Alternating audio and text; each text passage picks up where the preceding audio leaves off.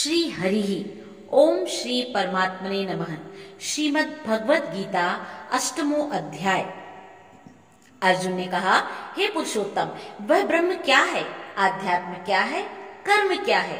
अधिभूत नाम से क्या कहा गया है? और अधिदेव किसको कहते हैं? हे मधुसूदन, यहाँ अधियज्ञ कौन है और वह इस शरीर में कैसे है तथा युक्ति चित्त वाले पुरुषों द्वारा अंत समय में आप किस प्रकार जानने में आते हैं? श्री भगवान ने कहा, परम अक्षर ब्रह्म है। अपना स्वरूप अर्थात जीवात्मा आध्यात्म नाम से कहा गया है तथा भूतों के भाव को उत्पन्न करने वाला जो त्याग है वह कर्म नाम से कहा गया है। उत्पत्ति विनाश धर्म वाले सब पदार्थ अभिभूत हैं। हिरण्यमय पुरुष अधिदेव है। और हे देवधारियों में श्रेष्ठ अर्जुन, इस शरीर में मैं वसुदेव ही अंतर्यामी रूप से अधियज्ञ हूँ। जो पुरुष अंत काल में भी मुझको ही स्मरण करता हुआ शरीर को त्याग कर जाता है वह मेरे साक्षात स्वरूप को प्राप्त होता है, इसमें कुछ भी संशय नहीं है। हे कुंती पुत्र अर्जुन, यह मनुष्य अंत काल में जिस जिस भी भाव को स्मरण करता हुआ शरीर का त्याग करता है उसको ही प्राप्त होता है, क्योंकि वह सदा उसी भाव से भावित रहा है। इसलिए हे अर्जुन, तू सब समय में निरंतर मेरा ही स्मरण कर और युद्ध भी कर। इस प्रकार मुझ में अर्पण किए हुए मन बुद्धि से युक्त होकर तू निसंदेह मुझको ही प्राप्त होगा। हे पार्थ, यह नियम है कि परमेश्वर के ध्यान के अभ्यास रूप योग से युक्त दूसरी ओर ना जाने वाले चित्त से निरंतर चिंतन करता हुआ मनुष्य परम प्रकाश रूप दिव्य पुरुष को अर्थात परमेश्वर को ही प्राप्त होता है। जो पुरुष सर्वज्ञ अनादि सबके नियंता सूक्ष्म से भी अति सूक्ष्म सबके धारण पोषण करने वाले अचिंत्य स्वरूप सूर्य के सदृश नित्य चेतन प्रकाश रूप और अविद्या से अति परे शुद्ध सच्चिदानंद घन परमेश्वर का स्मरण करता है, वह भक्ति युक्त पुरुष अंत काल में भी योग बल से भ्रकुटी के मध्य में प्राण को अच्छी प्रकार स्थापित करके फिर निश्चल मन से स्मरण करता हुआ उस दिव्य रूप परम पुरुष परमात्मा को ही प्राप्त हो जाता है। वेद के जानने वाले विद्वान जिस सच्चिदानंद घन रूप परम पद को अविनाशी कहते हैं, आसक्ति रहित यत्नशील सन्यासी महात्मा जन जिनमें प्रवेश करते हैं और जिस परम पद को चाहने वाले ब्रह्मचारी लोग ब्रह्मचर्य का आचरण करते हैं, उस परम पद को मैं तेरे लिए संक्षेप से कहूंगा। सब इंद्रियों के द्वारों को रोककर तथा मन को हृदय में स्थिर करके फिर उस जीते हुए मन के द्वारा प्राण को मस्तक में स्थापित करके परमात्मा संबंधी योग धारण में स्थित होकर जो मनुष्य ओम इस अक्षर रूप ब्रह्म को उच्चारण करता हुआ और उसके अर्थ स्वरूप मुझ निर्गुण ब्रह्म का चिंतन करता हुआ शरीर को त्याग कर जाता है, वह पुरुष परम गति को प्राप्त होता है। हे अर्जुन, जो पुरुष मुझ में अनन्य चित्त होकर सदा ही निरंतर मुझ पुरुषोत्तम का स्मरण करता है, उस नित्य निरंतर मुझ में युक्त हुए योगी के लिए मैं सुलभ हूँ, अर्थात उसे सहज ही प्राप्त हो जाता हूँ।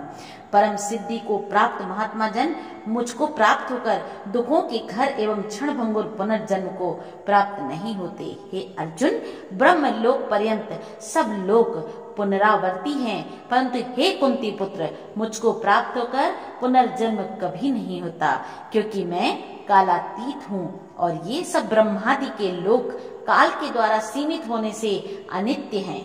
ब्रह्मा का जो एक दिन है उसको 1000 चतुर्युगी तक की अवधि वाला और रात्रि को भी 1000 चतुर्युगी तक की अवधि वाली जो पुरुष तत्व से जानते हैं, वे योगी जन काल के तत्व को जानने वाले हैं। संपूर्ण चराचर भूतगण ब्रह्मा के दिन के प्रवेश काल में अव्यक्त से अर्थात ब्रह्मा के सूक्ष्म शरीर से उत्पन्न होते हैं और ब्रह्मा की रात्रि के प्रवेश काल में उस अव्यक्त नामक ब्रह्मा के सूक्ष्म शरीर में ही लीन हो जाते हैं। हे पार्थ, वही यह भूत समुदाय उत्पन्न होकर प्रकृति के वश में हुआ रात्रि के प्रवेश काल में लीन होता है और दिन के प्रवेश काल में फिर उत्पन्न होता है। उस अव्यक्त से भी अति परे दूसरा अर्थात विलक्षण जो सनातन अव्यक्त भाव है, वह परम पद दिव्य पुरुष सब भूतों से नष्ट होने पर भी नष्ट नहीं होता। जो अव्यक्त अक्षर इस नाम से कहा गया है, उसी अक्षर नामक अव्यक्त भाव को परम गति कहते हैं। तथा जिस सनातन अव्यक्त भाव को प्राप्त होकर मनुष्य वापस नहीं आते वह मेरा परम धाम है। हे पार्थ, जिस परमात्मा के अंतर्गत सर्वभूत हैं और जिस सच्चिदानंद घन परमात्मा से यह समस्त जगत परिपूर्ण है वह सनातन अव्यक्त परम पुरुष तो अनन्य है, भक्ति से ही प्राप्त होने योग्य है। हे अर्जुन, जिस काल में शरीर त्याग कर गए हुए योगी जन तो वापस ना लौटने वाली गति को और जिस काल में गए हुए वापस लौटने वाली गति को ही प्राप्त होते हैं उस काल को अर्थात दोनों मार्गों को कहूंगा। जिस मार्ग में ज्योतिर्मय अग्नि अभिमानी देवता है, जिसका अभिमानी देवता है शुक्ल पक्ष का अभिमानी देवता है और उत्तरायण के 6 महीनों का अभिमानी देवता है, उस मार्ग में मरकर गए हुए ब्रह्मवेत्ता योगी जन उपर्युक्त देवताओं द्वारा क्रम से ले जाए जाकर ब्रह्मा को ही प्राप्त होते हैं।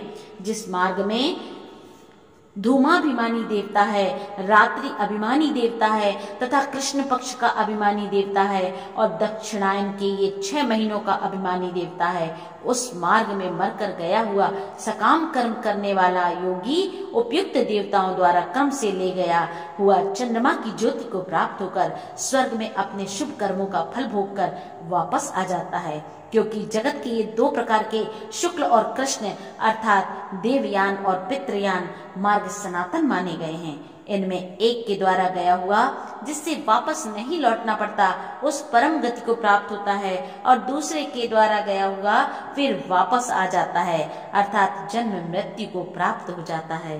हे पार्थ, इस प्रकार इन दोनों मार्गों को तत्व से जानकर कोई भी योगी मोहित नहीं होता।